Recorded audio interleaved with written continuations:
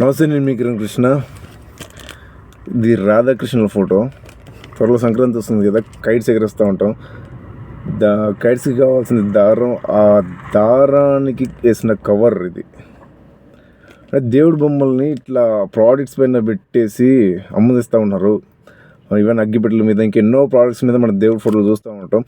ఆ ప్రోడక్ట్స్ని వాడేసిన తర్వాత మనం చెత్త కుప్పల్లోనో ఇంకెక్కడో దేవుడి ఫోటోలు ఉన్నాయని చూసి కూడా జస్ట్ మనం అప్పుడు ఓన్లీ దేవుడు ఉన్నాడన్న కాన్షియస్నెస్ వెళ్ళిపోయి జస్ట్ అది ఒక కవర్ లాగా చూసేసి దాన్ని ఇసిరేస్తూ ఉంటాం. దాన్ని ఎక్కడ పడితే అక్కడ పడేసి జనాలు చూడకుండా దొక్కేస్తూ ఉంటారు. దాన్ని డస్ట్బిన్లో పడేసి ఎక్కడెక్కడో డంపింగ్ యార్డ్లో ఎక్కడనో పోతూ ఉంటుంది. దేవుడు ఉండే ప్లేస్ డస్ట్బిన్నా? దేవుడు ఉండే ప్లేస్ ఒక కవర్? దేవుడు ఉండే ప్లేస్ ఒక డంపి యార్డా?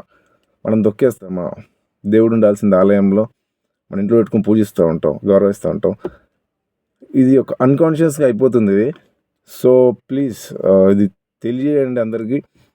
ఇది కవర్ పేజ్ల మీద కానీ, క్యాలెండర్స్ పైన కానీ, ఇంకెక్కడ కూడా ఏదో ప్రోడక్ట్స్ సేల్స్ కోసం అని చెప్పేసి మన దేవుళ్ళని వేసుకొని మనం కించపరుస్తున్నాం, అగౌరవపరుస్తున్నాం. సో ఇది ఆగాలి.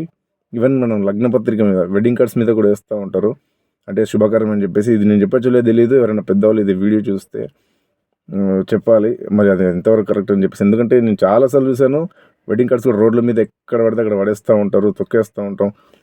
సో లిటరలీ వీఆర్ మనకు దేవుళ్ళని మనమే అగౌరవపరుస్తున్నాం.